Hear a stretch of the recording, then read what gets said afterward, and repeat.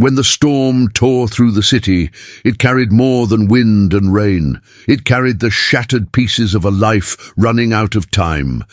In the darkness, a woman collapsed at the threshold of a stranger's world, her dress torn, her past erased, her fate hanging by a thread. And the man who found her, a figure admired from afar, would soon discover that rescuing her meant unraveling everything he thought he could control. What began as a moment of compassion ignited a bond capable of defying lies, power, and fear itself. If you wish to follow more stories like this, subscribe to the channel and help us reach 1,000 subscribers. Your support helps this world of romance grow. The night had swallowed Manhattan whole. Wind howled between the towers, rain hammered against glass and steel, and the city that never slept shivered in darkness.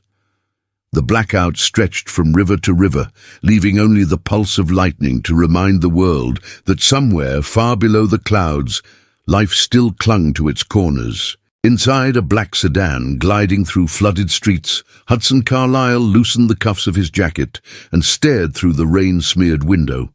His driver's voice crackled through the intercom, anxious about road closures. But Hudson's mind was elsewhere, far from the chaos, far from the noise. He had returned from Dubai only hours earlier, the tabloids already crafting their usual stories about his mysterious comings and goings. In every headline, he was the same man, the Dubai Maharaja, the unreachable billionaire, the golden figure untouched by scandal or sorrow. But tonight, he did not feel like a myth. He felt human, tired, restless, and strangely hollow. When the car reached his building in Midtown, the street was a mirror of rain and emergency lights. Hudson dismissed his driver and walked alone toward the private service entrance. The metallic door creaked open under his hand, revealing a corridor lined with puddles. He took 2 steps inside and froze. There, near the loading bay, lay a woman. She was half-conscious, her body trembling from cold, her dark hair tangled and plastered against her face. The thin, torn dress clung to her like a second skin, soaked through by the storm. It was pale, perhaps once cream or blush, but now stained with mud and rainwater. Bare feet pressed against the cold concrete, toes scratched and bleeding slightly, as if she had run barefoot for miles. Hudson's heartbeat shifted, a low, unfamiliar ache deep in his chest. He crouched beside her, the scent of wet asphalt and salt surrounding them. "Miss?" His voice was low, careful, as though afraid that sound itself might hurt her. "Can you hear me?" Her lashes fluttered, heavy with water. "Don't!" she whispered, her voice fragile, her accent faint but melodic. "Don't call anyone." He blinked, startled. "You need help?" "No," she rasped, clutching the shredded fabric over her shoulder. "No police, please." Lightning flashed again, throwing her face into stark relief, delicate features, trembling lips, and eyes filled with something rawer than fear. Desperation. Hudson hesitated only a second longer before sliding his arm beneath her. "Then I'll help you myself."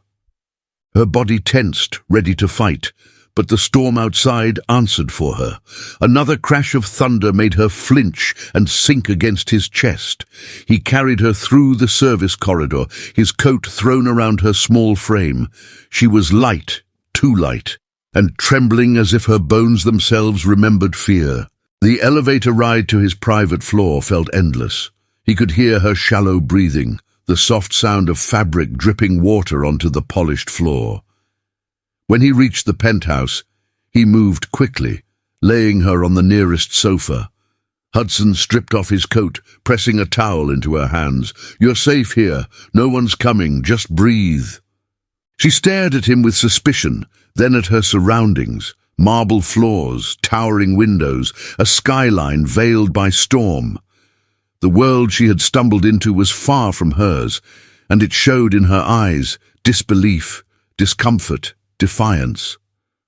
"Why are you helping me?" she asked softly, her voice still shaking. "Because you were dying outside." He knelt beside her, meeting her gaze, and because I could.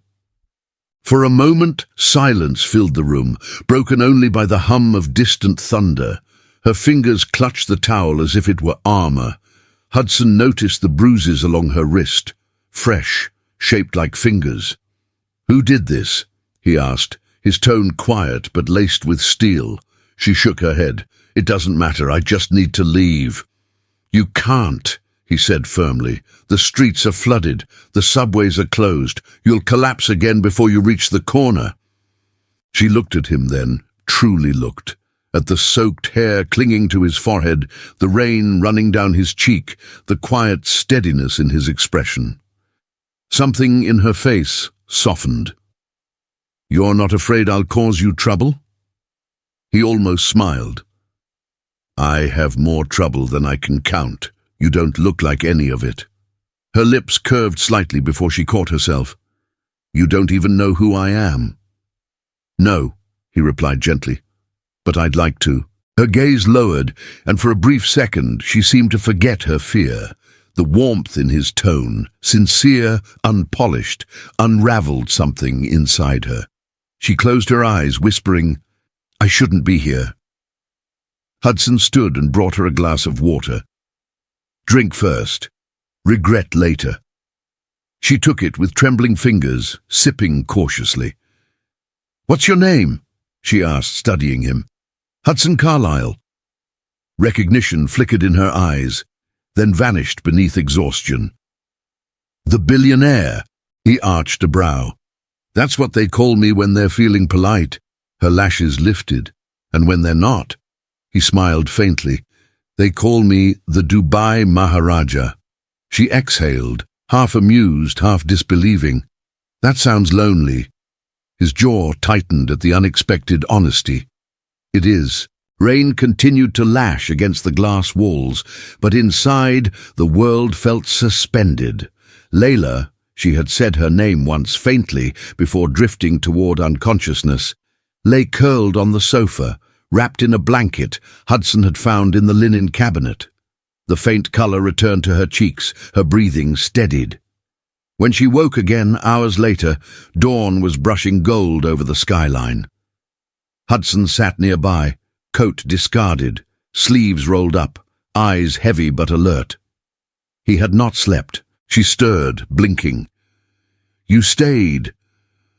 "I didn't want you to wake up alone." Her throat tightened, though she tried to hide it. "I've been alone for a long time." Something in his chest ached at the way she said it, not dramatic, not self-pitying, just true. "You don't have to be tonight," he said softly. Layla turned her face toward the light, her expression unreadable. "You don't even know what you're inviting into your home." Hudson leaned forward, his voice a low murmur. "I don't need to know everything to know someone's in danger." For a moment, their eyes met, and the air between them changed. It was fragile, tender, yet charged with something neither wanted to name. The storm outside had passed, but another was beginning quietly inside them, made of glances and unsaid words. Layla's voice trembled. "You should lock your doors, Mr. Carlyle. Some storms don't stop when the rain does." He studied her, captivated by the contradiction she carried, fear and fire, silence and strength. "Then I'll keep them open," he said gently, "so you have somewhere to run if you need to." She looked at him for a long time, the city glinting behind her like 1,000 secrets, and as the first sunlight broke through the clouds, Hudson realized he had done something reckless and irreversible. He had opened his home to a stranger, and with it, his guarded heart. Morning arrived reluctantly, as if even the sun feared what the city had become. Pale light filtered through the storm-streaked windows of Hudson Carlyle's penthouse, turning the marble floors into silver pools. The world outside still trembled beneath the weight of the night's chaos, but inside the quiet apartment, the storm had settled into something far more delicate. Layla Bennett sat curled on the edge of the sofa, wrapped in the thick blanket Hudson had draped over her hours earlier. Her damp hair had dried into soft waves, framing a face that carried exhaustion, like a shadow she could not outrun. When she lifted her head, her gaze flickered toward Hudson with a mixture of gratitude and caution. Hudson stood a few feet away, holding a steaming mug. The scent of peppermint and honey drifted through the room. "It will help with the chills," he said in a gentle murmur, offering her the cup. Her fingers hesitated before they touched the porcelain. For an instant, when their hands brushed, a current passed between them, subtle, unspoken, but undeniably alive. She drew in a quiet breath, as if reminding herself to be careful. "Thank you," she whispered. "You are welcome." He stepped back, giving her space as though he instinctively understood that she needed room to breathe. The silence that settled between them was soft, warm, charged with fragile trust. But it shattered abruptly when Hudson's phone vibrated on the nearby table. The sharp sound echoed through the room, harsh and unwelcome. He crossed the room and answered the call. "Carlyle." Layla remained still, watching him with wariness etched along her brow. His expression changed almost instantly, jaw tightening, eyes narrowing. Not with fear, with irritation, with the exhaustion of a man who had lived too long under the scrutiny of flashbulbs and whispers. "Slow down," he said firmly into the phone. "What photo?" Layla's breath caught in her throat. "Photo." Hudson's eyes lifted to her slowly, and she felt her stomach twist into knots. He turned away from her as the voice on the other end continued. "How did it get out?" His tone darkened, quiet but powerful. "No. Do not spin anything yet. I will handle it." When he ended the call, the room felt different. He was no longer just a man who had rescued her. He was the public figure the world watched, measured, judged. "What happened?" Layla asked cautiously. Hudson exhaled slowly, as if choosing how much truth she could bear. "A photo leaked from last night. Someone caught me carrying you inside." Her fingers tightened around the mug. "You are in trouble because of me." He shook his head firmly. "No, I'm in trouble because people prefer scandal to reality." "But they will twist it," she said, voice strained. "You know they will." He met her gaze fully. "Let them. I would carry you again." Her heart faltered at those words, stealing her breath for a moment. There was sincerity in his eyes, a quiet conviction that made warmth rise in her chest, despite everything else crumbling around them. But the peace was short-lived. The elevator chimed, and the glass doors opened with a soft hush. Marissa Vale entered like a gust of cold wind. Her high heels clicked sharply across the floor, her sleek black suit immaculate, her expression carved from stone. She carried a tablet under one arm and indignation under the other. "Hudson," she said, her voice crisp and cutting. "We have a crisis." Hudson did not flinch. "Good morning, Marissa." "There is nothing good about this morning," she snapped, turning her narrowed gaze toward Layla. "Is this her?" Layla felt heat rise to her cheeks, not from shame, but from exposure. She tightened the blanket around herself and stood up with quiet dignity. Hudson moved slightly, placing himself between them as if instinctively shielding her from Marissa's precision gaze. "This is Layla, and she is my guest." "Your guest?" Marissa repeated, astonished. "Do you have any idea what the headlines are calling her, what they are implying about you?" "I do not care." Marissa blinked at him, taken aback by his sharp and immediate dismissal. "Hudson, you have board members calling non-stop, publishers panicking, donors demanding explanations. If you do not control this narrative, you will lose everything you have built." "Then let me lose it," he said simply. Layla's breath hitched. No one had ever defended her like that. Not in her old life, not in any life she remembered.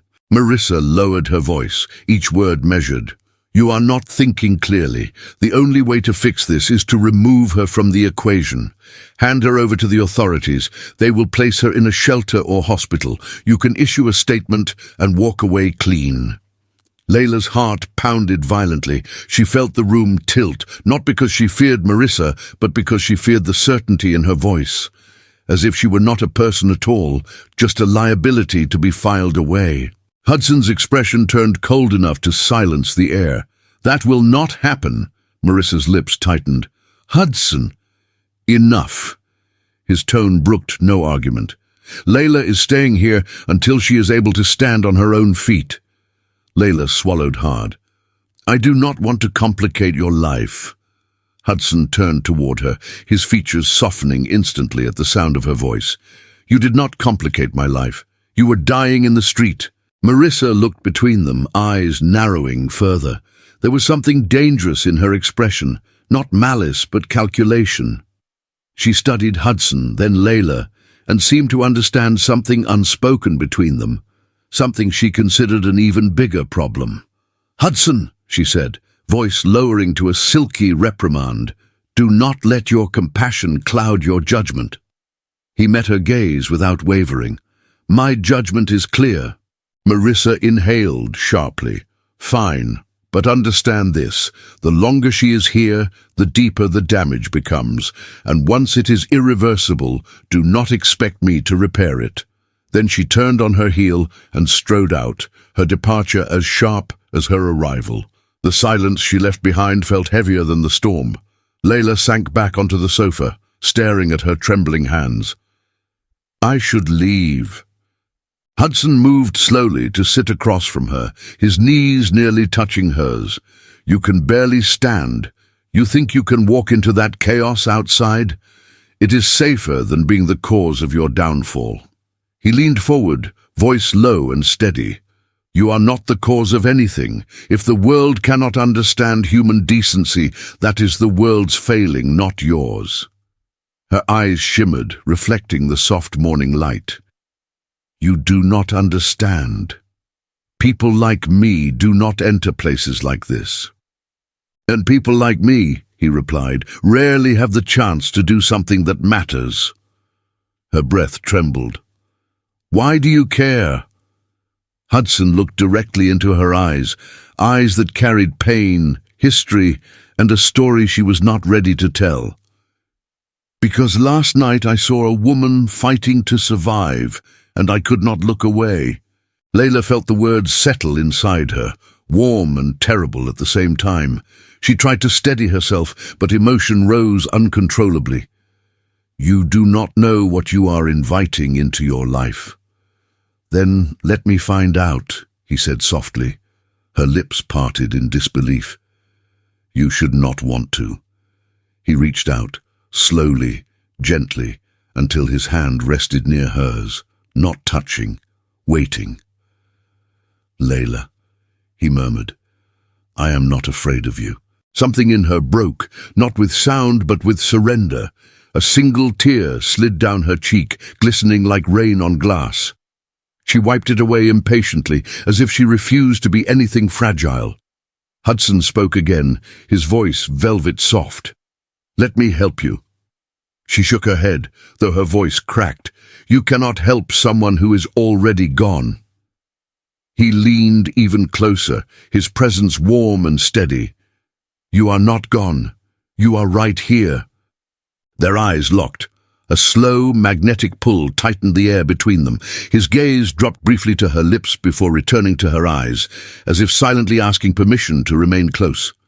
She breathed slowly, her heart racing in her chest, and he allowed the moment to linger, intense but respectful. Then the elevator chimed again. This time it was Grant Hollis, Hudson's head of security. His expression was grave, his posture rigid. "Sir," he said, clearing his throat, "we have a situation." Hudson's jaw tightened. "What now?" Grant hesitated, glancing at Layla as if unsure how much to reveal. "I ran her name. There are no active records. Nothing recent. It is like she does not exist." Layla's stomach twisted with cold dread. Hudson stood slowly, every part of him shifting from tenderness to controlled authority. "That will be all, Grant." Grant nodded and stepped back into the elevator, leaving them once again in tense, breathless silence. Layla's voice came out barely audible. "Now you see why I should not stay." Hudson turned toward her, his expression fierce but not unkind. "All I see is a woman who needs a place to breathe." "You do not know what follows me," she whispered. He reached out again, this time letting his fingertips graze hers, a feather-light touch that sent a shiver down her spine. "Then let it follow you here," he said softly. "You are not alone anymore." Her breath trembled. She stared at him, this man of impossible kindness, impossible strength, impossible calm, and for the first time in a very long while, something inside her cracked open wide enough for hope to slip through. Hudson rose and extended his hand slowly, giving her the choice. "Come with me," he murmured. "You cannot stay hidden in the dark.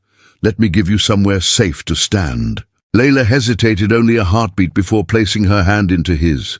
His fingers closed around hers, with quiet certainty, warm and steady, sealing a silent promise neither of them dared to name.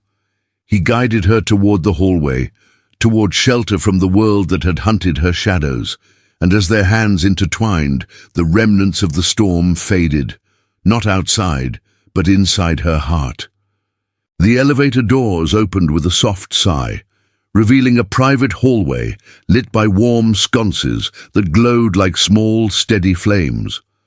The storm had passed, yet its echo still clung to the world, lingering in the scent of rain trapped in the carpet fibers and the faint hum of generators working to steady Manhattan's trembling heart.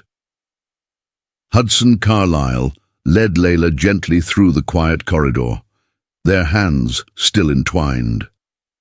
Every step they took carried an undercurrent of emotion neither dared name, but both felt with unmistakable intensity. Layla's bare feet made no sound on the polished floor. She moved slowly, uncertainly, her fingers tightening around his whenever her knees threatened to weaken. Hudson noticed each tremor, each shallow breath, each flicker of fear crossing her gaze. His voice dropped to a murmur meant only for her. "We are almost there," he said, brushing his thumb lightly over the back of her hand. She nodded, though her eyes darted toward the elevator as if expecting someone to storm through it. Hudson's chest tightened at the sight. No one should live in such fear. No one. He unlocked a door at the end of the hallway and ushered her inside. The apartment was warm and inviting, a contrast to the sharp edges of the penthouse above. Soft beige walls, dim golden light, deep blue curtains drawn halfway open to reveal a skyline washed clean by rain. Plush furniture filled the room in gentle shapes, designed for comfort rather than display. The space felt like a secret, the kind of place someone could breathe again. Layla stood silently in the middle of the living area, her fingers curling into the blanket draped around her shoulders. Her eyes swept the room as if she had stepped into another world entirely. "This is yours," Hudson said quietly, "for as long as you need it." She turned toward him, her lips parting in surprise. "I do not understand. Why give me something like this?" "Because you deserve somewhere safe," he replied, his voice soft but steady. "Somewhere no one can reach you." Her throat tightened. She lowered her gaze, as though afraid to meet his eyes for too long. People do not give things like this without wanting something back. Hudson inhaled deeply, letting silence settle before he stepped closer. "Layla," he murmured, "look at me." She lifted her eyes slowly, hesitantly. "I do not want anything from you," he said. "Not explanations, not favors, not secrets. You needed help. I helped. That is all." Her breath trembled. "No one has ever said that to me." "Then they should have." His voice thickened with emotion he tried to contain. A flicker of warmth lit her expression, soft, vulnerable, almost painful in its sincerity. She looked down, blinking away moisture. "Sit," Hudson urged carefully. "You need rest." She obeyed, sinking into the plush sofa. The fabric embraced her tired body like a whisper. Hudson moved around the apartment quietly, retrieving a clean towel, a bottle of water, and a knitted blanket softer than anything she had ever touched. He placed them beside her with gentle precision, as if each gesture was its own promise. Layla watched him, her eyes following every movement. There was something hypnotic about the way he carried himself, calm, measured, protective, yet trying not to appear overbearing. He did not hover, though she sensed he wanted to. He did not touch her again, though she felt the memory of his hand like warmth against her skin. She pulled the towel around her shoulders, drying her hair slowly. Hudson sat across from her, giving her space yet unable to look away. "How are you feeling?" he asked softly. "Tired," she whispered, "heavy, like the world pressed on me all night." "It is allowed to. You went through hell." Her gaze drifted to the city lights blinking through the curtains. "It is strange," she murmured. "Even with all those buildings around us, I feel alone." Hudson leaned slightly forward. "You are not alone here." The way he said it, so quietly, so sincerely, made her breath falter. She felt heat rise to her cheeks and she looked down quickly, though she could not hide the way her heart responded. A moment passed before she whispered, "You should not stay. I am sure you have 1,000 things to do." "I do," he admitted, "but you come first." She froze, stunned. "Why?" "Because last night, when I found you, I made a decision." His voice grew deeper, more intimate. "I chose not to walk away." A soft gasp escaped her. She clasped the blanket to her chest, overwhelmed. "You do not even know me." "I want to," he replied. Her lips parted, trembling slightly. "That is dangerous." He allowed the smallest smile. "I have lived a very safe life. Maybe danger is what I need." Her heart beat faster. She looked up, and their gazes collided in a moment so charged she felt the air shift. Hudson did not move, but everything about him leaned toward her. His eyes, his breath, his unspoken longing to understand the sorrow she carried. Layla broke the gaze first, wrapping her arms around her knees and resting her chin atop them. Hudson watched her with quiet intensity, sensing a sadness he could not yet comprehend. "Can I ask something?" he murmured. She hesitated before nodding. "When you said you cannot call the police, why?" She stiffened instantly, fingers clawing at the blanket. Her breath came faster, uneven. Hudson raised his hands gently, palms open, voice barely above a whisper. "You do not have to tell me, not if you are not ready." Layla swallowed hard. "It is not that I am not ready," she said slowly. "It is that I cannot. Because someone hurt you." His tone was soft, unpressured. Her eyes glistened. "Because the world believes whatever powerful people tell it to believe." Hudson's jaw clenched with contained anger. Not at her, but for her. "Then let the world scream. It will not touch you here." She breathed shakily, blinking back tears she refused to shed. "You speak as if you could protect me from everything." "I cannot," he said honestly, "but I can protect you from being alone."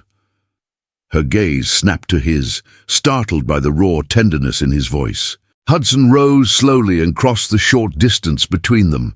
He sat beside her on the sofa, leaving only a small space between them, close enough for warmth, far enough for respect. Layla inhaled sharply at the nearness of him. The quiet strength in his presence wrapped around her like a second blanket. He extended his hand, resting it open on the cushion, not reaching for her, offering, waiting. Layla stared at it for a long moment. Her fingers trembled, her lashes fluttered, and slowly, as if surrendering to a truth she had fought all night, she placed her hand in his, their fingers intertwined with exquisite care. Hudson exhaled softly. "There you are." Her breath caught. The warmth of his skin seeped into hers, steady and calm, grounding her in a way she had not felt in years. For several seconds, neither spoke. The city continued its fragile recovery outside, sirens fading into distance, traffic beginning to wobble back to life. But here, in this small sanctuary above the world, time became something slow and tender. Hudson broke the silence first. "You said people like you do not enter places like mine." She nodded faintly. "Maybe," he murmured. "This place has been waiting for someone like you." Her eyes widened. "Do not say things you do not mean." "I have never meant anything more." Layla's lips parted in a breath she could not steady. The sincerity in his voice disarmed her, slipping past every wall she had ever built. And then, without warning, a knock sounded at the door. Layla jolted, pulling her hand back quickly, clutching the blanket around her shoulders. "It is all right," Hudson said softly, though he also stiffened. He crossed the room and opened the door. Grant Hollis entered, his expression tense but controlled. "Sir, someone tried to enter the back lobby a short while ago. They claimed to be an official performing wellness checks after the storm." Hudson frowned deeply. "And?" "They had no credentials, no name, nothing. I sent them away." Layla's breath faltered. Her eyes darkened with fear, old and familiar. Grant glanced at her, then back at Hudson. Whoever they were persistent. Too persistent. Hudson understood instantly. He dismissed Grant with a nod, then closed the door firmly. Layla was trembling when he approached her. "Layla," he murmured, cupping her face gently between his hands, but not forcing her to meet his eyes. "Look at me." She lifted her gaze slowly, tears gathering but refusing to fall. "You are safe here," he whispered. "No," she choked out. "No place is safe." His thumb brushed away a tear before it could fall. "Then let me be safe for you." She broke then, not loudly, not dramatically, but in a soft collapse of breath and tension. She leaned forward until her forehead rested against his chest, her fingers clutching the fabric of his shirt. Hudson wrapped his arms around her, holding her with the kind of care that asked for nothing in return. For the first time in a long time, Layla allowed herself to lean into someone. And for the first time in his life, Hudson felt the extraordinary weight of being needed, not for his wealth, not for his influence, but for his humanity. He tightened his embrace, murmuring quietly into her hair, "You are not alone, not anymore."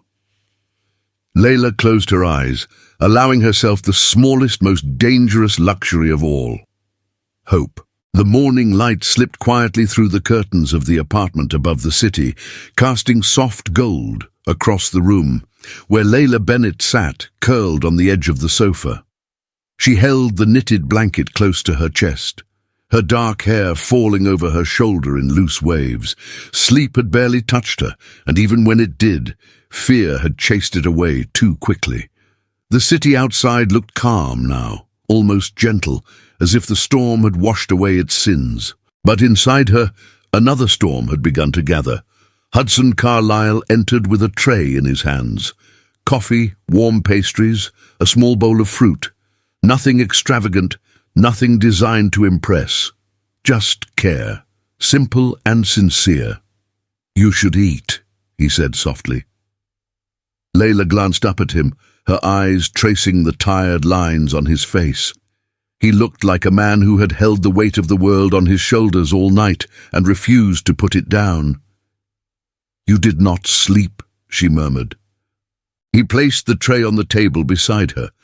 "I did not want to be far if you needed anything." Her gaze softened. "You cannot keep doing that." "I can," he replied gently. "And I will." The tenderness in his voice brushed against something fragile inside her. She looked away quickly, afraid her eyes might reveal too much. Before she could speak, a knock echoed through the apartment, sharp, demanding. Layla stiffened instantly. Hudson placed a reassuring hand near hers, not touching yet somehow offering strength. "It is all right," he whispered. "Stay here." He moved to the door and opened it only halfway. Marissa Vale swept inside as if the air itself obeyed her. Her hair was perfectly sleek, her face impeccably made up, and her heels clicked like accusations against the floor. She barely spared Layla a glance before turning her full attention to Hudson. "We have a crisis," she announced, her tone crisp and controlled. Hudson's jaw tightened. "Good morning to you, too. This is not a morning worth greeting," Marissa snapped. She lifted her tablet and tapped the screen. The tabloids released more photos. Headlines are spreading across every platform. Layla felt her stomach twist. "More photos?" she whispered. Marissa nodded, her eyes narrowing. "Not just the ones from last night. Someone dug deeper. They found older images from social events, grainy ones, ambiguous, easy to twist.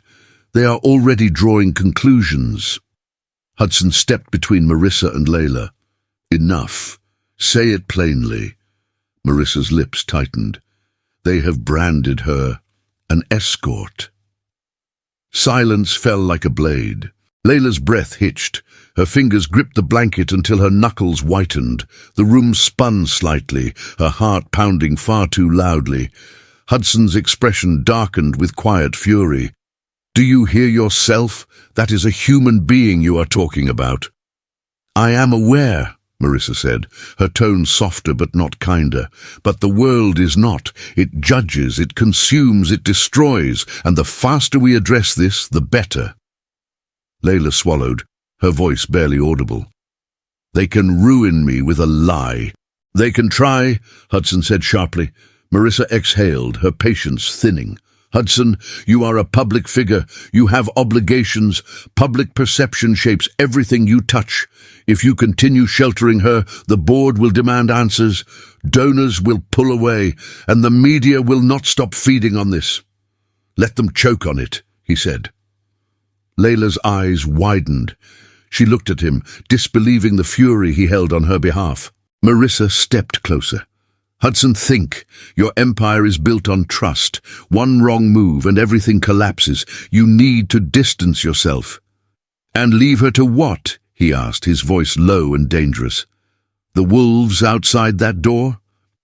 "It is better than letting your world fall apart for someone you barely know." The words cut the air sharply. Layla flinched, her chest tightening painfully. She lowered her gaze, unable to meet Hudson's eyes. Marissa seemed to catch herself, softening only a fraction. "I am not trying to be cruel. I am trying to protect everything you worked for."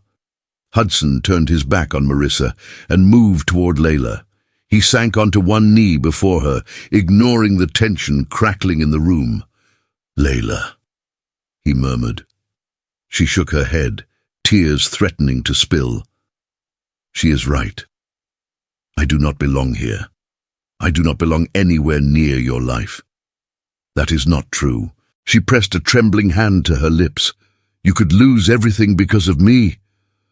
Hudson cupped her cheek with a touch so gentle it shattered her composure.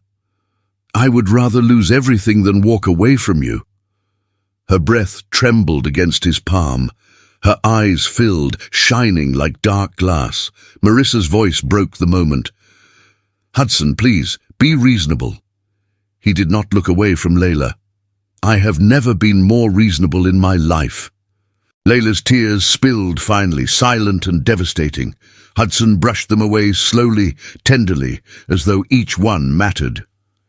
"Do not cry," he whispered, "not because of them." Her voice cracked.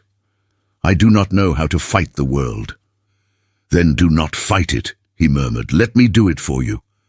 Something in her heart shifted then, something deep, trembling, wounded, and reaching. Hudson stood and turned back to Marissa, his expression carved from steel. "Get me the list of every outlet spreading this story.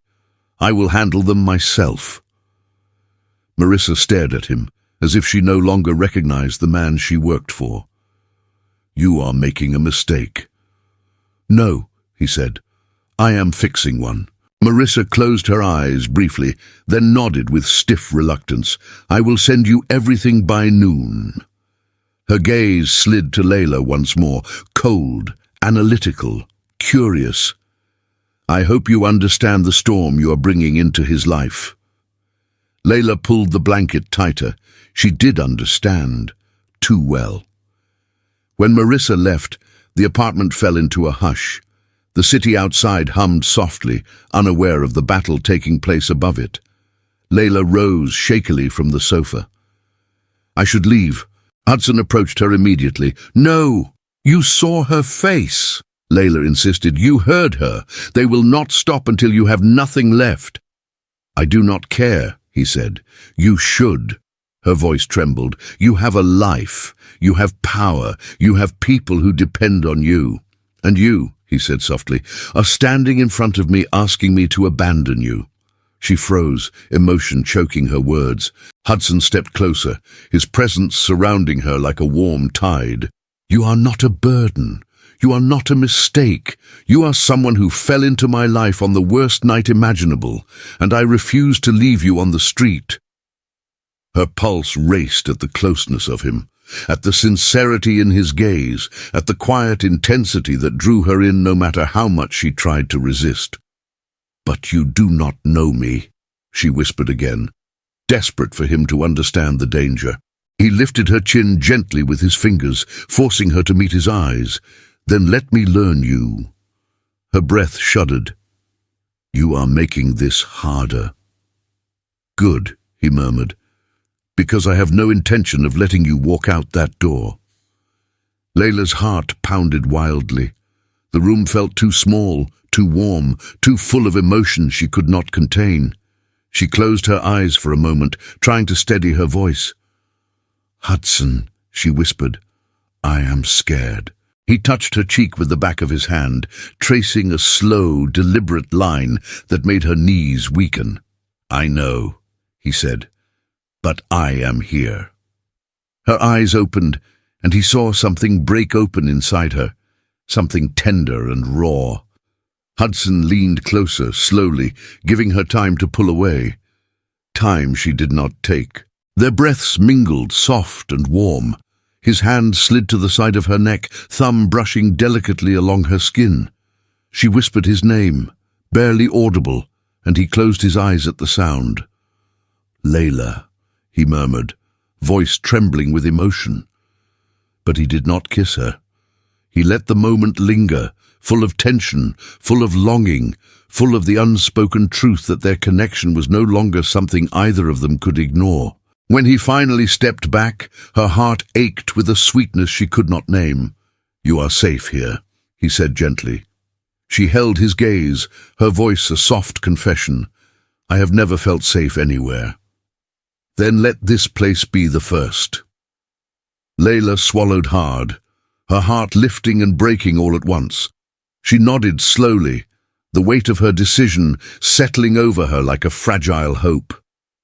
Softly, Hudson took her hand, his fingers warm and steady around hers. "We will face whatever comes," he said, "together." And in that quiet apartment above Manhattan, sheltering them from a world eager to devour them both, Layla allowed herself to believe him, allowed herself to breathe, allowed herself for the first time in a long time to hope that someone truly meant the words they spoke. Hudson squeezed her hand gently. "You are not alone," he whispered. And she realized she no longer felt like she was. The afternoon sky over Manhattan glowed in muted shades of rose and amber, as though the city itself were trying to soften the cruelty of the past days. From the apartment high above the avenues, Layla Bennett watched the fading colors with a stillness that almost looked like peace. Yet beneath her calm exterior, emotion churned in restless waves. She stood near the balcony doors, wrapped in a soft beige sweater Hudson had left for her, the fabric warm against her chilled skin. She had been trying to understand how her life had collapsed so completely, so suddenly. But the more she tried to make sense of it, the more she found herself turning toward the one thing that did make sense. Hudson Carlyle. His kindness, his steadiness, his unwavering presence. The man who should have shut her out had instead invited her into the quiet sanctuary of his world. She heard his footsteps before she turned, slow, deliberate, heavy with thought. Hudson walked into the living room, his jacket draped over his arm, his shirt cuffs rolled back just enough to reveal the veins in his forearms. He looked exhausted, but even fatigue could not dim the strength in his posture or the gravity in his eyes. "You did not hear me come in," he said gently. Layla offered a faint smile. "I heard you. I was just, thinking." Hudson approached her slowly. "About what?" She hesitated, then faced him fully. "About you, about what this must be costing you." He stopped inches from her, too close for comfort, too close for indifference. "It is costing me nothing I am not willing to give." Her breath caught. She searched his eyes, hoping to find doubt, hesitation, anything to prove she was not dragging him into danger. But all she found was certainty. "Hudson," she whispered, "your life is full of powerful people, people who expect you to be perfect, untouchable. Do you really think they will let you protect me without consequence?" He studied her closely. "You are trembling." She took a step back, but he gently reached out and rested his hand on her arm, halting her retreat. His touch was warm, grounding, sending a shiver down her spine that had nothing to do with fear. "Sit with me," he said quietly. She allowed him to guide her to the sofa. They sat close, their knees nearly touching, their breaths mingling in the air between them. Hudson looked at her with a tenderness that unraveled her defenses. "You are worried for me." "I am," she admitted, her voice breaking slightly. "I do not want to be the reason your world falls apart."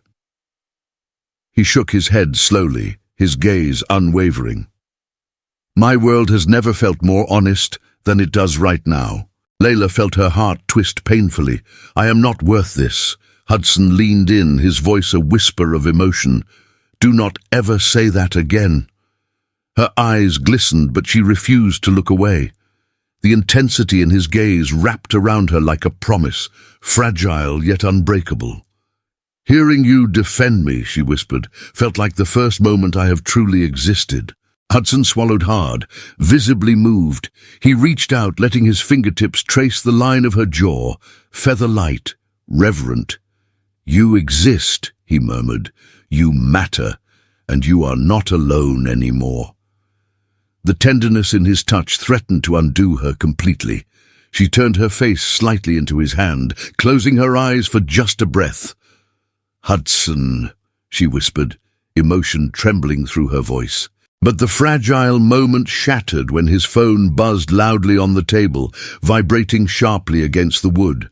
Hudson's expression tightened. He reached for it reluctantly, but Layla touched his wrist before he could answer. "You do not have to," she said softly. He held her gaze for a long moment, then sighed and declined the call. "It is Marissa. She will call again, and again." "What does she want from you now?" "To convince me you are a danger to my reputation," he said bitterly, "that the only way forward is without you." Layla felt her chest tighten. "She is right." "No," Hudson said firmly, "she is not."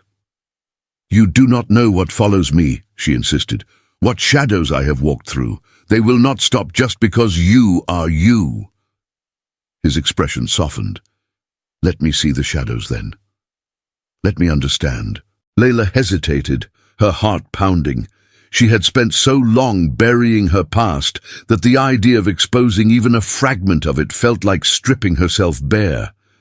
But Hudson's presence, warm, steady, patient, pulled her toward a truth she had not spoken in far too long. She looked out the window, gathering courage.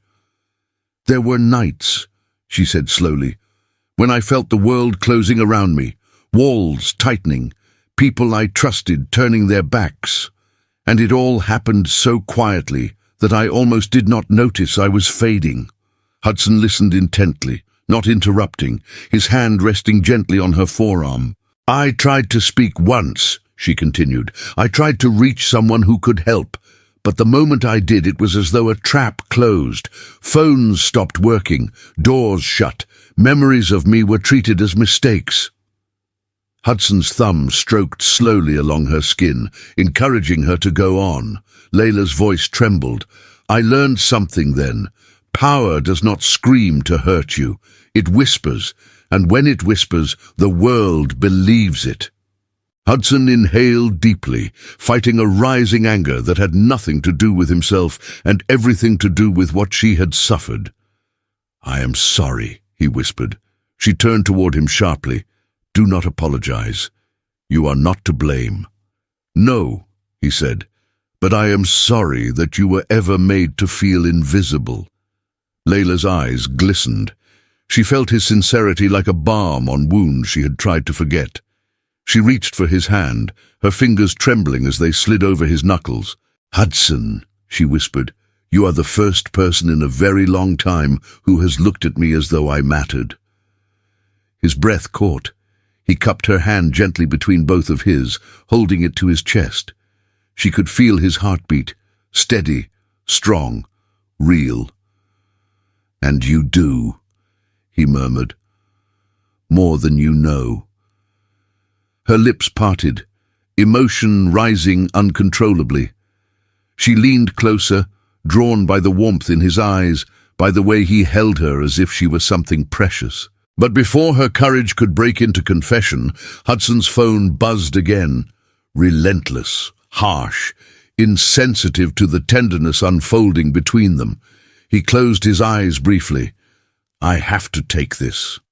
Layla nodded, pulling her hand back slowly, reluctantly. Hudson stepped away, answering with restrained irritation. "What now, Marissa?" Layla looked down, feeling the cool absence of his touch. She tried to compose herself, but her breath had turned shallow. From the hallway, Hudson's voice grew tense. "What are you talking about? What investigation?" Layla felt a ripple of dread crawl up her spine. Hudson returned to the living room, his expression stormy. "She says some of the foundations I support are being audited." Layla's head snapped up. "Audited?" He nodded, his gaze distant for a moment. "It makes no sense. These are reputable organizations. Public, transparent." Layla opened her mouth to speak, but the words would not come. A strange, heavy feeling settled over her chest. Hudson sank onto the sofa again, his elbows on his knees, his hands clasped. "Marissa claims the timing is suspicious, that someone is targeting my name." Layla swallowed hard, her voice almost trembling. "I told you people like you attract the attention of those who know how to twist truth." He looked at her slowly, thoughtfully. "Is there something you are not telling me?" She froze. Her pulse raced. He was not accusing her. He was searching for clarity in a world that had begun to tilt under his feet. She closed her eyes. "There are things I wish I could explain, things I am still trying to remember clearly." Hudson's voice softened. "Layla, you do not owe me anything." "I owe you honesty," she whispered. "But I am afraid that if I tell you everything, you will wish you had never helped me." Hudson reached out, lifting her chin with a tenderness that made her shiver. "Look at me," he whispered. She obeyed. "There is nothing you could say that would make me regret helping you." Tears gathered again, making her vision blur. "How do you know that?" He brushed a tear away with the pad of his thumb. "Because every moment I spend with you makes me feel more alive than all the years I spent pretending I was untouchable." Her breath broke audibly, and she leaned into his touch. He held her face gently, his thumb caressing her cheek with a sensuality so contained, so reverent, that her entire body warmed. "Hudson," she breathed, "you do not know what you are getting into." His voice lowered, deep and intimate. "Then let me walk into it willingly." Her heart throbbed painfully. She felt herself leaning closer, her forehead brushing his, their breaths mingling in the narrow space between them. "You are too kind," she whispered. "You are too precious," he murmured. Their lips hovered close, so close she could feel his breath tremble against her own, but she forced herself to pull back, gasping softly. "I cannot," she whispered. Hudson exhaled, emotion thick in his gaze. "I'm not asking for anything you are not ready to give." Layla looked away, trying to steady herself. She placed a hand over her heart, feeling how violently it beat. "I need air," she murmured, rising abruptly. Hudson stood too. "I will walk with you." She shook her head. "No, please. I need a moment alone." He hesitated, then nodded slowly. "I will be right here when you come back." Layla forced a small smile. "I know." She stepped out onto the balcony and let the cool air wash over her. The city's lights shimmered beneath the fading daylight, thousands of tiny stories unfolding in every window, every street. She gripped the railing, feeling the breeze lift her hair, feeling the truth she had not spoken burn inside her. Behind her, she sensed Hudson watching, not following, not pressing, just waiting, always waiting. Her heart ached with something she could no longer deny. She was falling for him, deeply, dangerously, uncontrollably. And she feared that the shadows of her past, the truths buried in silence, would soon collide with the man who looked at her as if she were light itself. But for now, she let the wind steal her breath, let the city hold her secrets, and let her heart whisper the one truth she could not tell him yet. She loved him. And that terrified her more than anything that had come before. Night settled over Manhattan like a velvet cloak, deep and shimmering, hiding shadows in its folds. The city lights flickered awake one by one, a restless constellation beneath the dark sky. From the apartment above the avenues, Layla stood before the window, her hands pressed against the cool glass, her breath fogging the reflection of a woman she barely recognized. She had come into Hudson Carlyle's world by accident, by desperation, by the violent whim of a storm.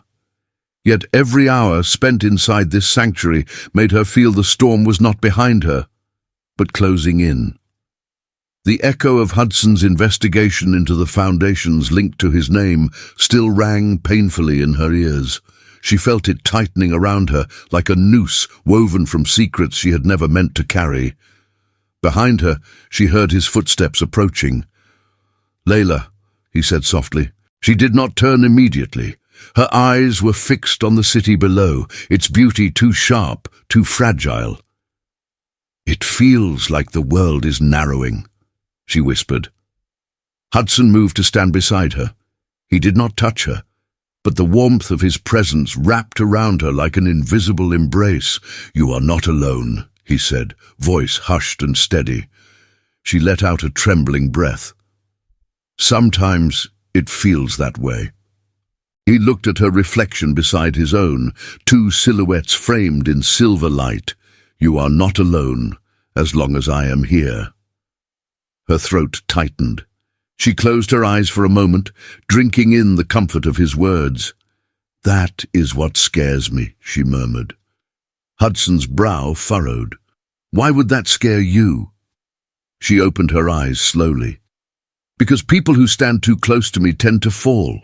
He turned fully toward her then, gently placing a hand under her chin, guiding her to face him. "Layla, look at me." She did, and she wished she had not, because his gaze held such tenderness that her heart threatened to break open entirely. "I am not falling," he said softly.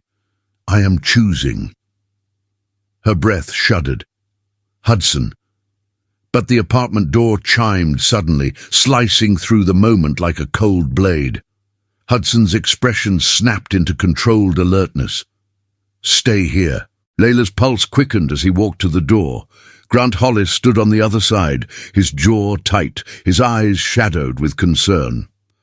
"Sir," Grant said in a low tone, casting a glance toward Layla before stepping inside. "We have a situation." Hudson closed the door behind him. "Another one?" "A few hours ago," Grant began, A vehicle circled the back entrance of the building several times. Same plate each time. Windows tinted. No one stepped out. Layla stiffened. Grant continued, I checked with the security team. No deliveries, no expected guests. Whoever it was, they were monitoring the place. And that was not all. His gaze darkened.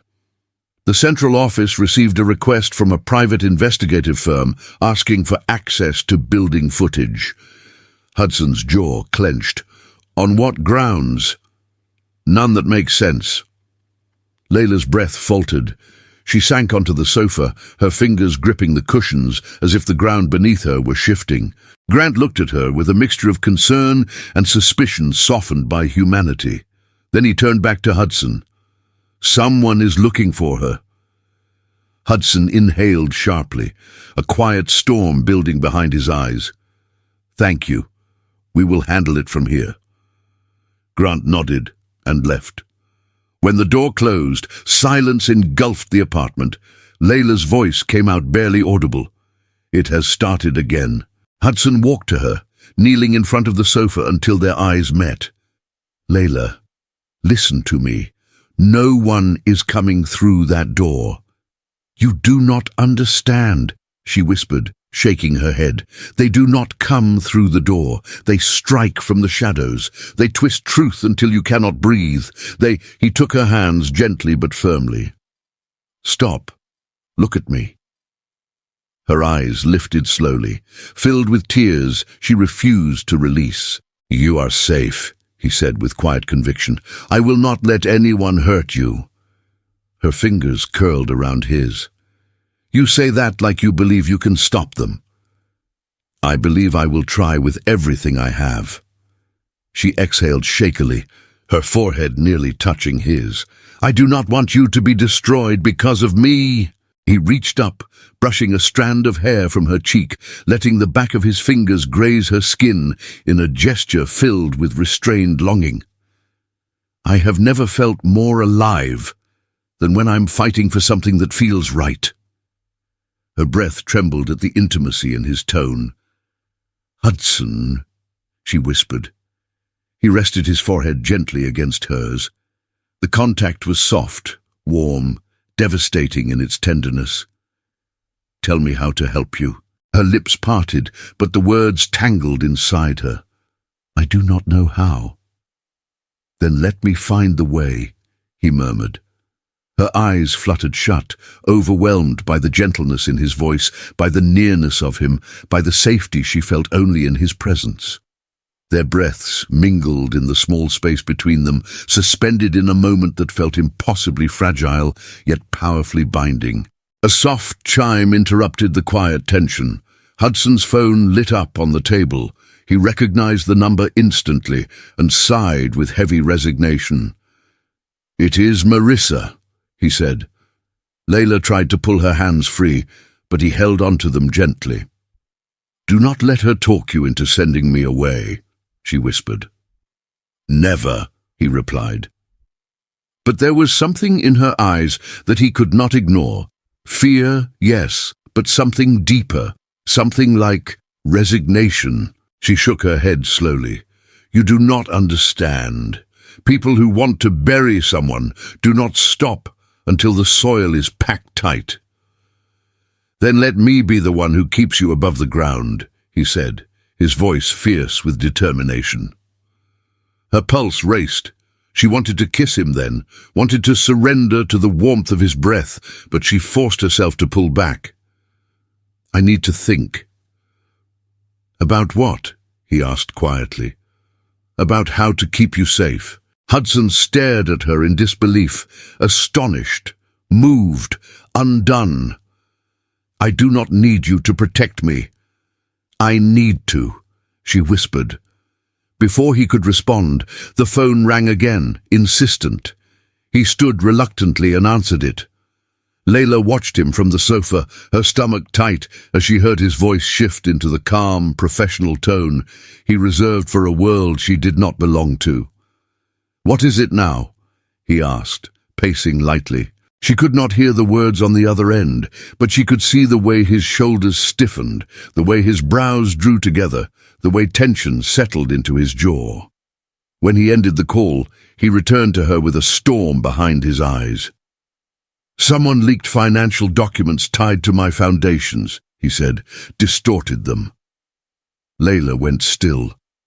"It makes it look like I was funding organizations that do not exist." "It has begun," she whispered, her voice breaking.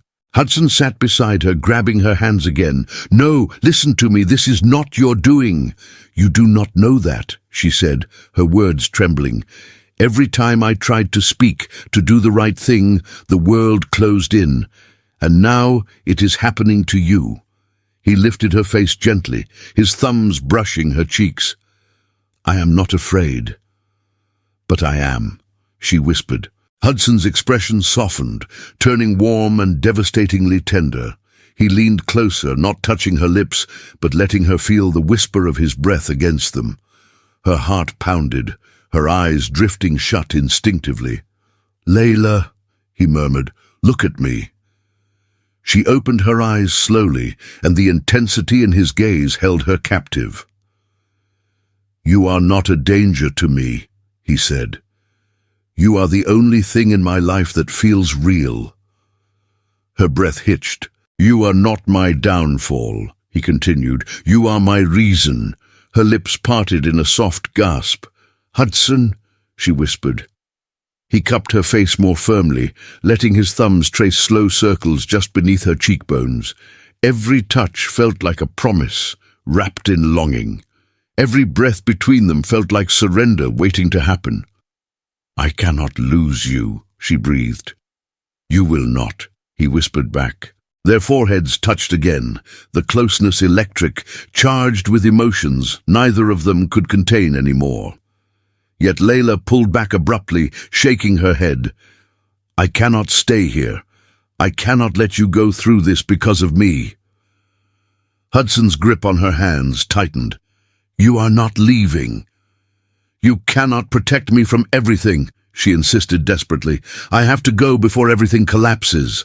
"I will not let you walk away," he said, standing and pulling her up with him. "Not like this." "Hudson!" He wrapped his hands around her arms, not restraining, but holding her steady, grounding her in place. "Look at me," he said again. She struggled, but eventually she lifted her eyes to his. "I need you," he whispered. It was the first time he had said it. The admission tore through her, soft and devastating. She trembled. "Hudson, I need you," he repeated, his voice breaking just enough to reveal the truth beneath his strength. "Do not disappear." Her breath caught. His vulnerability undid her completely. She stepped closer, her hands rising tentatively to his chest, feeling the steady rise and fall of his breathing. "Please," he whispered, lowering his forehead to hers. "Stay." Everything inside her battled at once. The instinct to run, the longing to stay, the fear of destroying him, the need to protect him, and the undeniable pull toward the man who held her as if she were light in the midst of darkness. Slowly, painfully, she closed her eyes and placed her hands over his heart. "I will stay," she whispered, "but only tonight." Hudson exhaled shakily, his relief palpable, his hands sliding down her arms with slow reverence. "Tonight," he echoed softly. They stood there, wrapped in each other's warmth, the city glowing beneath them like a witness to their fragile, powerful bond. And for the first time since the storm had brought her into his life, Layla allowed herself to lean fully into Hudson's embrace, not as a woman running, not as a woman hiding, but as a woman who had found something worth holding on to, even if only for one night. The apartment felt different that night, as if the air itself had thickened with unspoken truths. The city stretched endlessly beneath the balcony, its lights shimmering like promise and danger intertwined. Layla stood at the railing, her fingers curled loosely around the metal bar, the cool breeze lifting her hair. She inhaled deeply, letting the night settle inside her like a fragile piece she knew could shatter at any moment. Behind her, Hudson watched from the doorway. His figure was framed in the warm light spilling from the living room, casting him in a glow that made him look almost unreal. A man caught between two worlds, the one he ruled and the one he wished he could offer her. He took a slow step toward her. "Layla," he said softly, his voice like velvet, wrapped around tension. She did not turn immediately. She closed her eyes for a moment, steadying herself before facing him. His presence pulled at her in ways she could no longer pretend to resist. There was something raw in his expression tonight, something stripped of the caution he had carried these past days. "You said you would stay only tonight," he murmured, stopping a breath away from her. "But it feels like more than a night. It feels like something I have been searching for without knowing it." Her heart trembled. "Do not say things you cannot take back." "I have no intention of taking them back." She took a slow, unsteady step toward him. The distance between them diminished until she could feel the warmth radiating from his chest. "Hudson," she whispered, "I do not want to make promises I cannot keep." His eyes softened. "Then do not make promises. Just be here, with me, right now." The city hummed around them, but the world narrowed to the space between their bodies. Layla lowered her gaze, struggling to find words. "I feel like I am living on borrowed time." He lifted her chin gently with 2 fingers, compelling her to meet his eyes. "Then borrow it," he said. "Borrow everything you need. I am not going anywhere." Her breath broke. His tenderness was dangerous in its power. Dangerous because it made her want to believe in things she was no longer sure she deserved. Hudson extended his hand slowly, giving her every chance to pull away. "Come with me," he whispered. She hesitated only a moment before placing her hand in his. His fingers closed around hers with careful reverence, and he led her inside. The apartment was dimly lit, the soft glow from the lamps casting long shadows across the floor. Hudson guided her toward the sofa, but instead of sitting immediately, he stopped and turned to face her fully. "I have been trying to understand what is happening to me," he confessed. "I do not lose sleep over anyone. I do not worry about protecting anyone. I'm supposed to be untouchable, remember?" She shook her head softly. "You are human, Hudson, even if the world insists on making you a myth." He exhaled slowly, his hand brushing her cheek with the lightest touch. "When you walked onto that balcony tonight, I felt the ground shift beneath me." Layla swallowed hard, her pulse quickening. "You make it sound like falling." "It is," he said, "and I'm not even trying to stop it." She felt the weight of his confession settle deep inside her, warm and frightening all at once. She lifted her hand and rested it against his chest, feeling the steady rhythm of his heartbeat. "I do not know how to fall," she whispered. Hudson covered her hand with his palm warm and protective. "Then let me fall for both of us." Her breath caught. "You should not want that." "I do," he said without hesitation. The closeness between them tightened into something electric. Hudson's thumb brushed gently across the back of her hand, a subtle motion filled with emotion he tried to contain. "Layla," he murmured, "sit with me." She nodded, her heart drumming against her ribs. They sat on the sofa, not touching yet enveloped in a tension so palpable she could feel every inch of it along her skin. Hudson turned to her, his knee grazing hers. "You said earlier that you do not want me hurt because of you." She nodded, unable to speak. "But what you do not understand," he continued, his voice thick with emotion, "is that the moment you walked into my life, I stopped caring about the rules I used to live by." Layla's breath trembled. "Hudson, I care about you," he said simply. The words hit her like a tide of warmth and fear. She blinked rapidly, her eyes glistening. "You do not even know the worst parts of me." "I do not need to," he replied softly, my heart already decided. Her lips parted, her chest aching with an emotion she had tried so desperately to suppress. She looked away, the weight of his confession too powerful to hold without trembling. Hudson reached out slowly, his fingers brushing a strand of her hair off her shoulder. The touch was so gentle, it sent a shiver through her entire body. "Why do you keep looking away?" he whispered. "Because I am scared of what you will see." He moved closer, his breath warm against her cheek. "All I see is someone brave enough to survive what should have broken her." A tear slid down her cheek. Hudson caught it with his thumb, the intimacy of the moment nearly undoing her. "You cannot say these things," she whispered. "I will start believing them." "Good," he murmured. "Believe every word." Layla inhaled shakily, her hand rising almost without permission to rest against the side of his face. The feel of his skin beneath her palm sent a new rush of emotion through her. Hudson leaned into her touch, his eyes fluttering closed for a moment. "You have no idea what you do to me." The confession sent a warmth blooming in her chest, deeper than anything she had felt in years. "Hudson," she said softly, "this is too much." "No," he whispered, opening his eyes again. "It is not enough." She pulled her hand back slightly, overwhelmed, but Hudson captured her fingers in his, holding them gently between both of his hands. "Tell me what you are thinking," he said. She hesitated, her voice trembling. "That I have never felt safer in someone's arms, and that terrifies me." Hudson's expression softened, his thumb brushing over her knuckles with sensual tenderness. "I will hold you as long as you let me." Her breath hitched, her eyes drifted to his lips for one uncontrolled second, and Hudson noticed.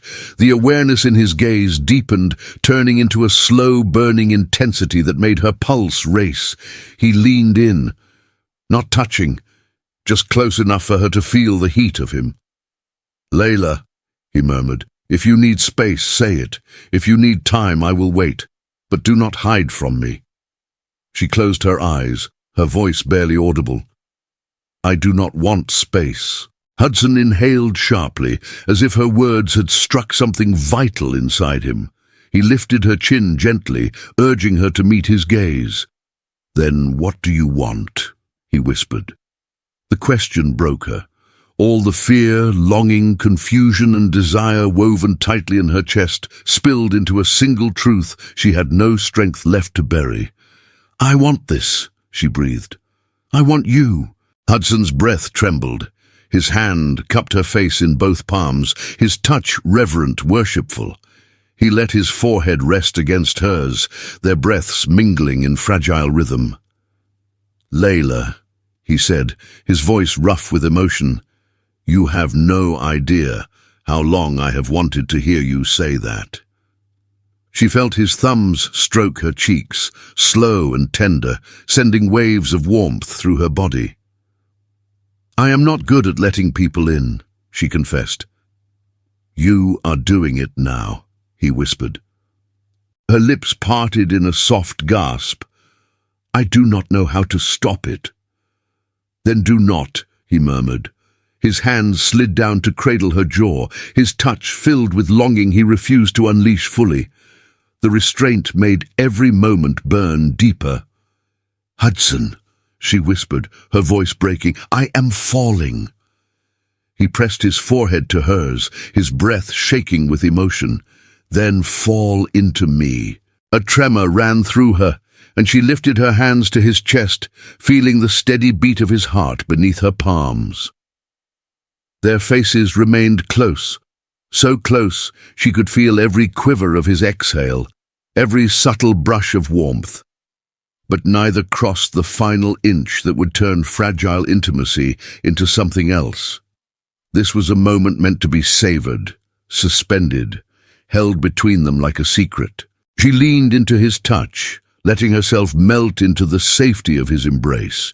His arms wrapped around her, drawing her gently against him. Not possessive, not demanding, just holding her as though she was something precious. "Hudson," she whispered, her cheek resting against his chest. "I'm scared of losing this." His hand slid up her back, fingers tracing soothing lines. "You will not lose me." She tightened her arms around him, unable to speak through the emotion rising in her throat. They remained intertwined for a long time, bodies close, hearts beating in quiet unison.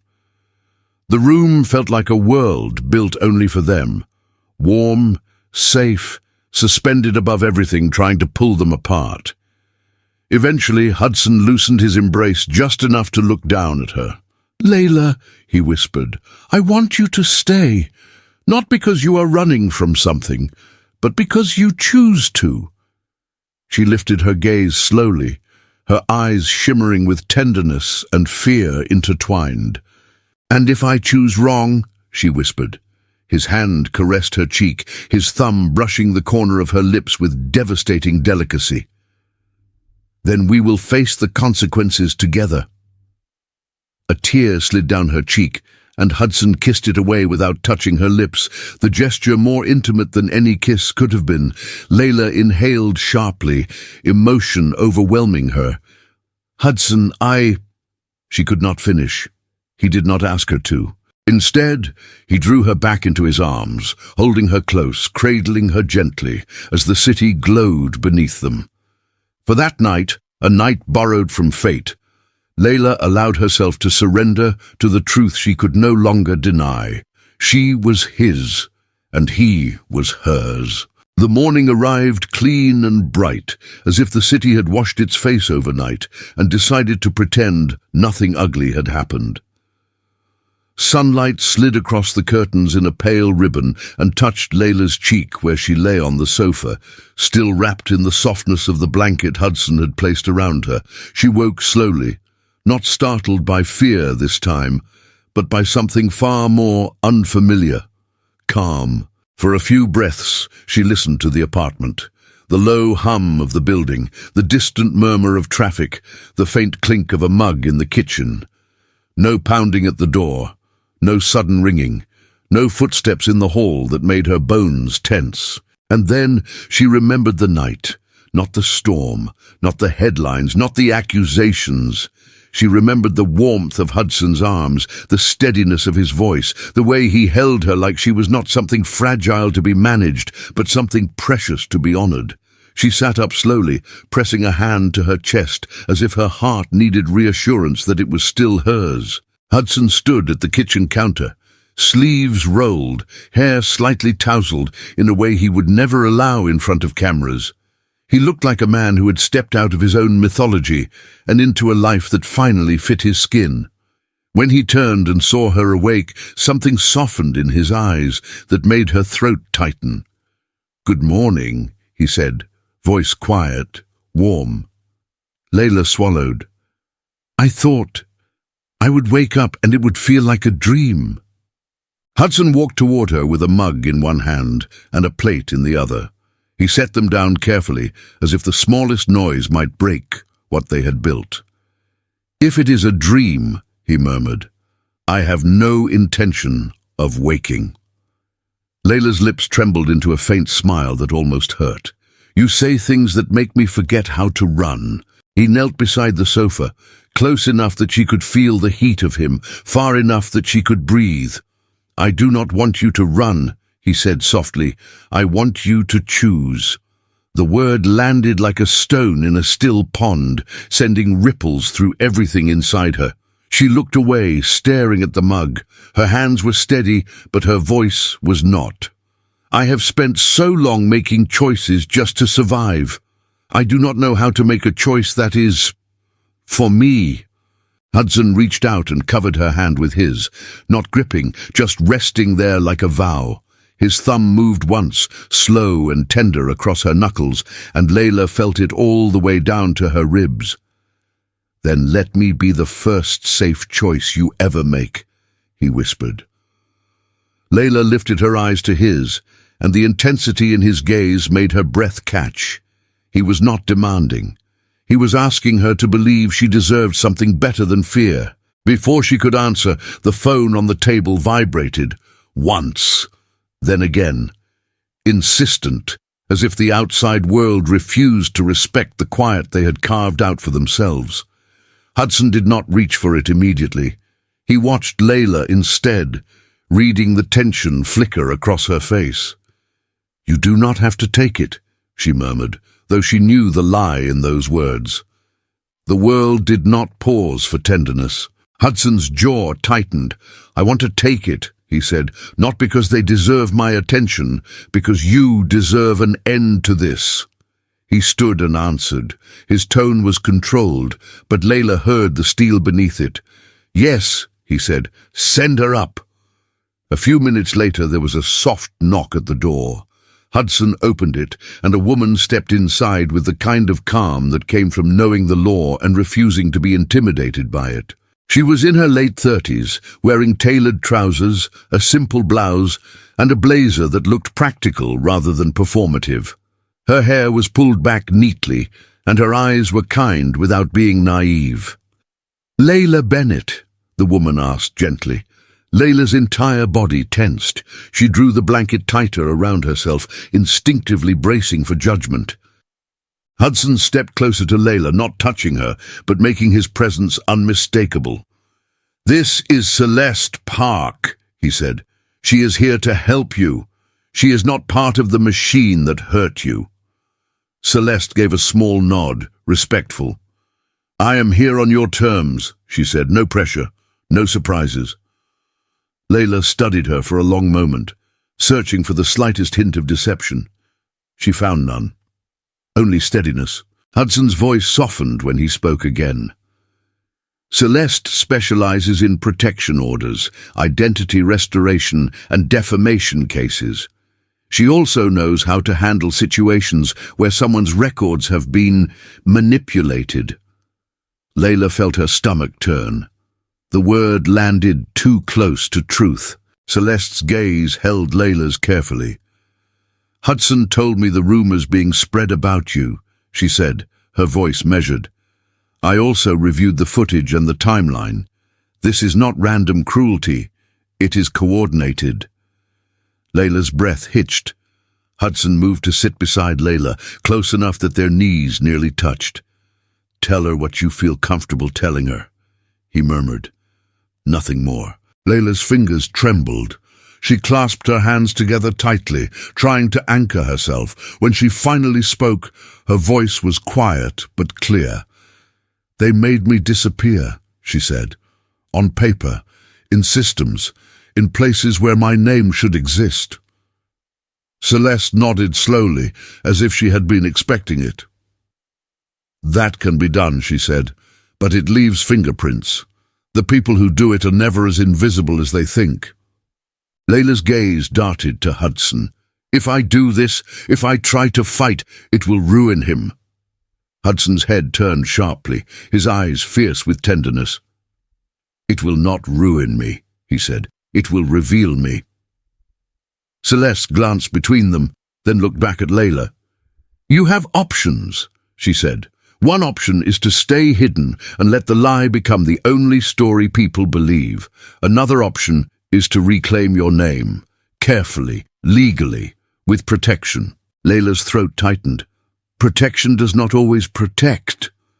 Hudson's hand lifted slowly, hovering near her wrist. He did not touch until her eyes met his, and she gave the smallest nod. Then his fingertips closed gently around her wrist, warm and steady, right over the bruises that had once been fingerprints of fear. "I will not let you do this alone," he whispered. Celeste spoke again, her tone firm but kind. "If someone erased you, they likely did it to control what you know, what you saw, or what you might say. That means the best way to end this is not to hide. It is to bring the truth into a place where it cannot be smothered." Layla's breath shook. She stared at the floor, then at the skyline through the curtains, then back at Hudson's face. "I do not have documents," she said. "I do not have proof I can hold in my hands." Hudson leaned closer, voice low. "You have your memory," he said, "and you have me. Layla's eyes shimmered. That is what scares me. Hudson's thumb stroked once over her wrist, a touch so gentle it felt like devotion. Let it scare you, he murmured. Then let it make you brave. Celeste opened a slim folder and slid a few papers onto the table. This is a sworn statement template, she said. It does not require you to name everything at once. It allows you to establish the facts that are true and immediate, that you were found in distress, that your identity has been obstructed, that you are the target of coordinated defamation. We can begin there. Layla stared at the papers as if they were a door she had been afraid to open for years. Hudson's voice softened. You do not have to do it today, he said. Layla turned to him, emotion tightening her chest. If I do not do it today, I will never do it, she whispered. Hudson held her gaze, and the room filled with the quiet force of what was happening. A woman choosing not to vanish again, and a man choosing to stand beside her even if it cost him the illusion of perfection. Layla reached for the pen with trembling fingers. When she signed her name, she felt something shift inside her like a locked door opening. Celeste looked satisfied, but not triumphant. Good, she murmured. Now we move carefully. She explained the next steps without rushing. A temporary protective order, a request for records review, a formal notice to the outlets running defamatory claims, a demand for retraction and preservation of evidence. Every word was practical, steady, real. Layla listened, then lifted her eyes. And the rumors? She asked quietly. The lies? Celeste's mouth tightened. Those can be dismantled, especially if we can prove coordination. Hudson's phone buzzed again, and this time he answered with calm authority. Yes, he said. Put it through. He listened for a moment, then his gaze flicked to Layla, and she saw something in his expression that made her breath catch. When he ended the call, he turned to her. Grant found something, he said quietly. A trace, not about you, about who is feeding the story. Layla's pulse spiked. Who? Hudson did not look away. Someone with access to my internal communications, he said. Someone who has been planting false context around real images to make it look like a transaction. Layla's face went pale. Celeste's voice remained steady. That is good news, she said. It means the lie is not just gossip. It is a strategy. Strategies leave trails. Hudson turned back to Layla, and his eyes softened again, as if he could not stay in the hard world for too long without returning to her. I want to do one more thing today, he said gently. Layla's breath trembled. What? Hudson took her hands, lifting them slowly as if he were afraid she would pull away. His palms were warm, his fingers steady. I want to stand in front of the cameras, he said, voice low, and tell them the truth, without using you as spectacle. Layla's eyes widened, fear flickering. They will tear you apart.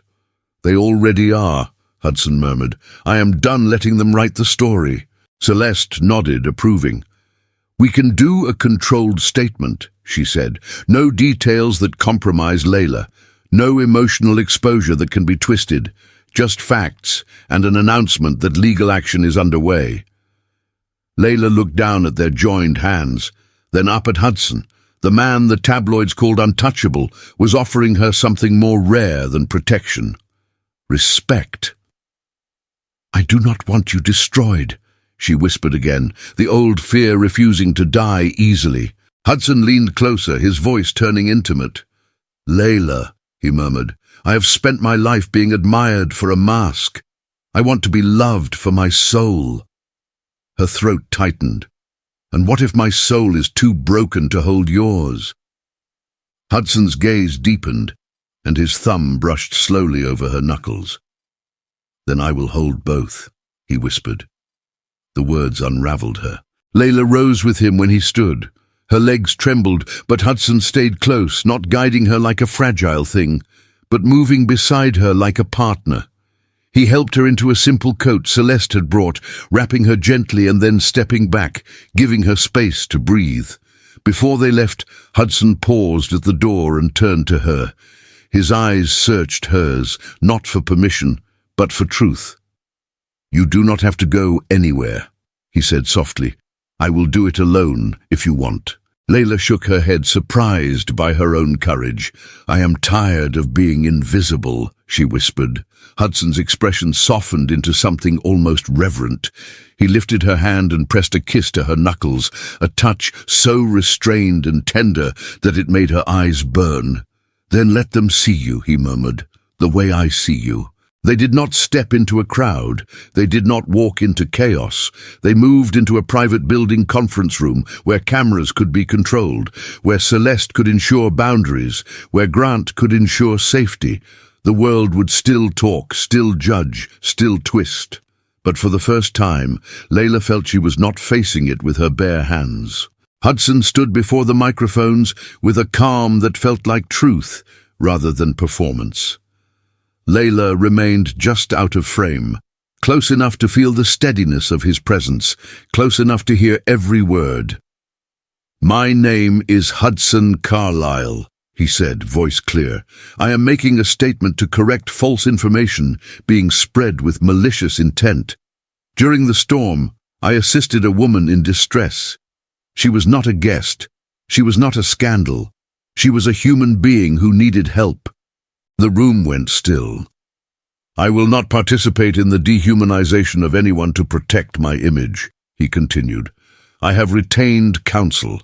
There is an active legal response to defamatory claims and to the coordinated effort to manipulate records and narratives.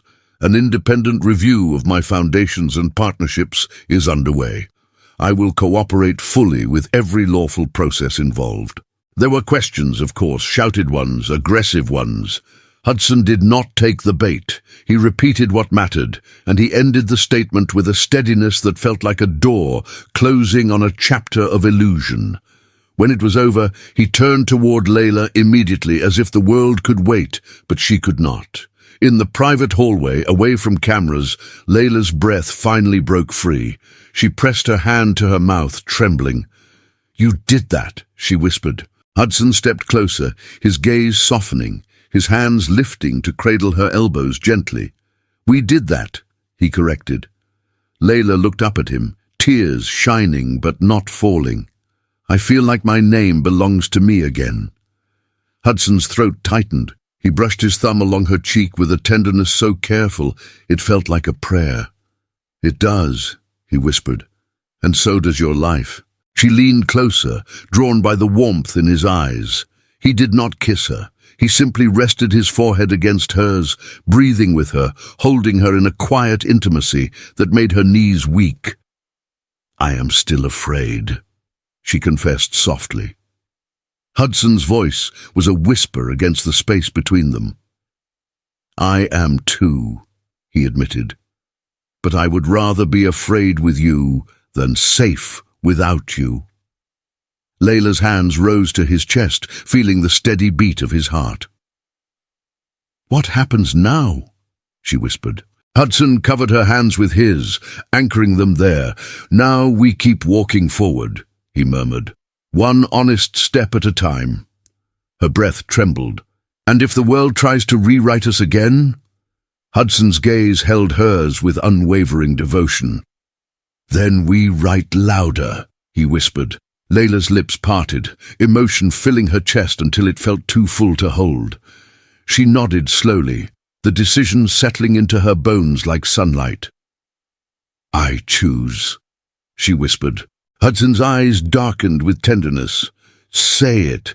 I choose you," she breathed, "and I choose me." Hudson's exhale shook, the weight of her words moving through him like something sacred. He pulled her into his arms, not tight enough to trap her, only firm enough to remind her she was real, she was here, she was held. Above them, Manhattan continued to glitter as if nothing had changed, but everything had. Because Layla Bennett was no longer a rumor. She was a woman with a name. And Hudson Carlyle, the man the tabloids called the Dubai Maharaja, was no longer a myth. He was simply a man in love, holding the woman he refused to let the world erase. 10 years had softened the sharp edges of Manhattan and polished others into brilliance. The city had grown taller, brighter, louder, but in one corner of a quiet Upper West Side avenue, a brownstone wrapped in ivy remained a sanctuary, untouched by the frenzy outside its windows. Inside, sunlight traced warm patterns across the hardwood floors and brushed gently over framed photographs lining the walls. Moments frozen in time. A decade of a love story the world had once tried to erase. In the living room, Hudson Carlyle stood before the wide windows, a mug in his hand and silver threading faintly through his hair. Age had not diminished him. It had refined him. His eyes still carried the same quiet intensity, the same patience, the same tenderness that had once steadied a trembling woman on a storm-torn night. He felt her before he saw her. Layla wrapped her arms around his waist from behind, resting her cheek against his back. Her hair, longer now, fell in soft waves around her shoulders. She had changed, not in essence, but in presence. There was a confidence in her posture, a serenity in her gaze, the kind that comes only after reclaiming one's own name, one's own voice, one's own place in the world. "Morning," she murmured. Hudson turned, cupping her face in both hands, brushing his thumbs across her cheeks in the same tender way he had done 1,000 times. "Good morning," he said, kissing her forehead gently. Layla smiled up at him, a smile that still made his breath catch. From the hallway came a burst of laughter, light, joyous, unrestrained. A moment later, a young girl ran into the room, dark curls bouncing, cheeks flushed with excitement. She wore mismatched socks and clutched a half-completed drawing in her hand. "Mom! Dad, look!" she said, eyes shining. Hudson bent down. "What did you draw, sweetheart?" "A storm," she said proudly, turning the paper around. "But look, there's a light in it, and 2 people holding hands so they don't get lost." Layla's heart tightened. 10 years had passed, but some moments remained as vivid as lightning. Hudson lifted their daughter into his arms and kissed the top of her head. "It's perfect," he murmured. 8 minutes later, because he always counted the minutes with playful precision, their younger child toddled in, clutching a stuffed lion nearly half his size. He had Hudson's careful gaze and Layla's soft smile. He plopped down at her feet and held up the toy proudly. "Raw," he declared, though it came out as more of a whisper. Layla knelt, smoothing his hair. "Very fierce," she whispered, kissing his cheek. Their children were living proof that sometimes fate gave back what it had once stolen. They were proof that healed love created new worlds. After breakfast, the family walked together to the park. Not the busy ones tourists loved, but a quiet green path lined with cherry blossoms. Hudson held their daughter's hand. Layla carried their son, who rested his head sleepily on her shoulder.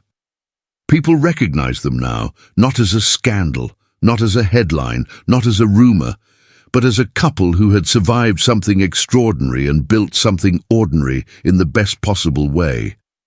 A decade earlier, the world had demanded a spectacle. Now it gave them peace. As they walked, Layla glanced up at Hudson. "Do you ever think about that night?" she asked softly.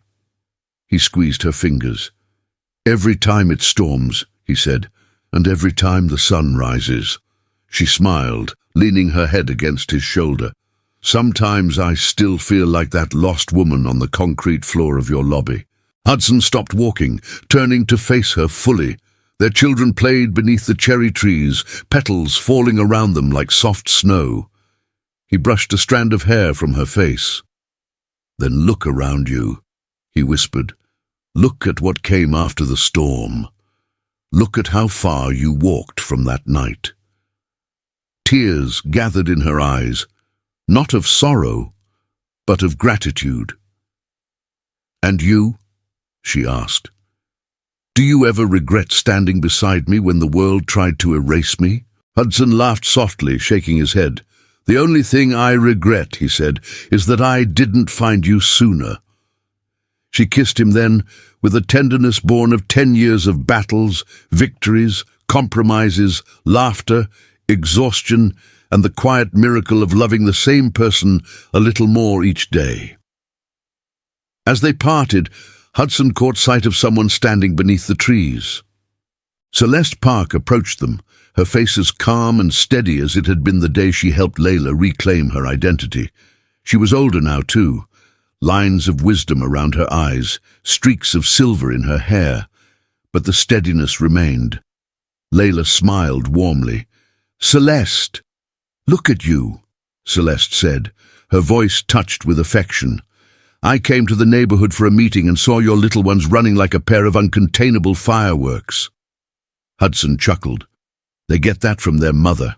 "Hardly," Layla protested, laughing softly.